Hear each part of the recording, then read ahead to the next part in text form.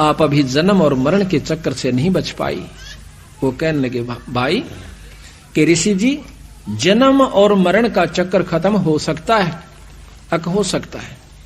दवाई कहां मिला है? भगवान शंकर के पास, शिव जी के पास। उनके पास एक अमर मंत्र है, अमोघ मंत्र है, जो आपको दे दें, आप नियम से जाप करोगे तो आप अमर हो जाओगे।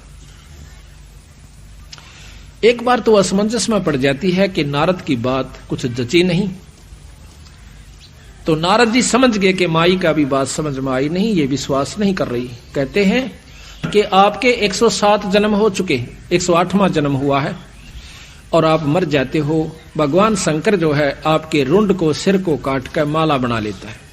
अब उसने सोचा कि वो जो रुंड माला है वो मेरी है, कहां आपकी है? बहुत पछताती है कि ये क्या कारण हुआ कि मैं मर जाऊं और मेरे को जान से भी प्रिय समझते हैं भगवान शंकर। तो नारद ये संभव नहीं लग रहा। तो नारद जी कहते हैं कि अभी तक आप उसको अपना पति समझ रहे हो, आपने उसको परमात्मा नहीं जाना। आप उसको परमात्मा जान कर भक्ति करोगे, आपका भाव भी भिन्न होगा, आपके अंदर कसक भी न्यारी होगी। अब इस बात को सुनकर पार्वती के सारे शरीर में शरणाहट उठा। जाकर के जब प्रतिदिन महल में आया करते थे शिव भगवान, तो उसका कुछ और विचार भाव होया करता था, जैसे पत्नी का होया करे। लेकिन उस दिन वो देखा है कि आज तो इसकी आत्मा भिन्न है, चरणों में चिपट जाती है, रोती है पड़कर चरणों में।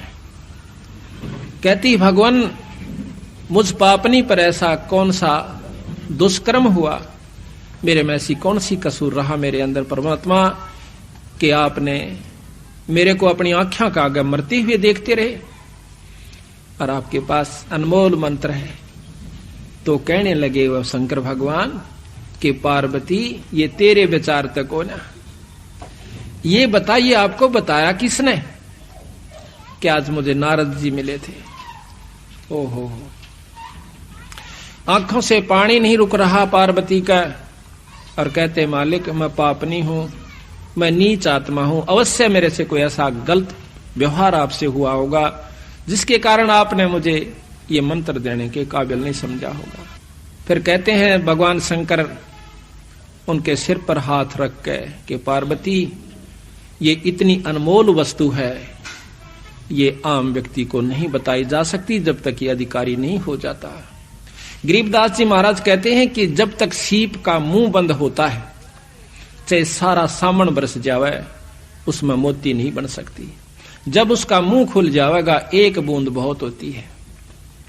अगर आप में या कसक नहीं उत्पन्न होती, चाहे मैं रोज कथा सुना देता, रोज आपको ये मंत्र सुनाता, आपका कोई असर नहीं होना था। आज आपकी आत्मा का वो सीप रूपी मुंह यानी कसक खुल चुकी है। आज मैं ये मंत्र आपको सुनाऊंगा, आप में जगह बन गई है, अब मैं आपको मंत्र दूंगा। ये लंबा प्रकरण है। फिर उनको वो नाम दिया और पार्वती अमर हुई। उस नाम के जाप किया उसने डट के, और फिर वो पार्वती आज शिव जी भगवान के साथ जितना अमृतव वो दे सकते हैं।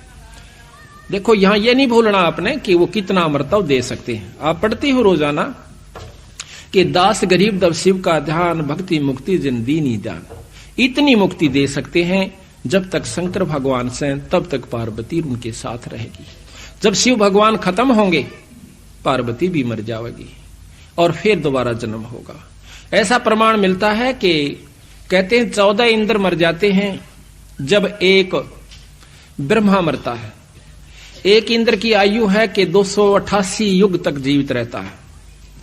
14 इंद्र मरने के बाद एक ब्रह्मा मरता है, 7 इंद्र मर जाते हैं, ब्रह्मा मर जाते हैं जब एक विष्णु समाप्त होता है, और 7 विष्णु समाप्त हो जाते हैं जब एक रुद्र यानी शिव खत्म होता है, शंकर मर जाता है। तो ये प्रमाण मिलते हैं। फिर लिखा है कि जब महाप्रलय होती है, पृथ्वी तत्व को जल तत्व खत्म कर देगा, जल तत्व को अग्नि तत्व, अग्नि को वायु, वायु को आकाश अपने अंदर समा लेगा, और फिर आकाश को ओंकार निरंजन ब्रह्म अपने अंदर समा लेगा, ब्रह्म को पार ब्रह्म यानी अवगित पुरुष अपने अंदर समा लेगा। कुछ युगों समय के बाद फिर ये दोबारा सृष्टि रची जाएगी। फिर इसी प्रकार सतयुग त्रेता द्वापर फिर यह युग और जीव शुरू हो जाएंगे। दोबारा फिर वो जीव रूप में आएंगे, फिर भक्ति साधना करेंगे फिर अपने लोकों को प्राप्त करेंगे। चाहे राष्ट्रपति का लड़का हो, सकून में आना पड़ेगा और उसने अपनी वो साधना, वो भक्ति यानी वो शिक्षा प्राप्त करके वो उस पोस्ट को प्राप्त कर पाओगा, अन्यथा नहीं। इसी प्रकार यहां पर इन परमात्माओं ने भी आना पड़ा, फिर भक्ति करी और फिर यहां पर ये देव ऋषि पैदा करके ये अपने लोक में चले गए। तो इसी प्रकार सतगुरु महाराज ने हमें बताने की कोशिश की है कि हम कहां ला रहे थे बात को, कि अहंकार रूपी राक्षस हमारा सबसे बड़ा दुश्मन है। हाँ, तो दर्शन हो जाने मात्र से, क्योंकि पार्वती तो 168 साल उसके साथ रही, युग जन्म 107 जन्म तो पूरे व्यतीत करके गई, वह शिव जी भगवान के साथ रही, दर्शन भी किए, सारे काम हुए, पर मुक्ति नहीं हुई। मुक्ति सघोग अमोघ मंत्र से होगी, उस नाम से होगी, अगर वो उस संत के पास उसका होगा तो कहते हैं, तो इसमें जो हमें किसी भी इष्ट की हम साधना करते हैं, प्रथम हमारा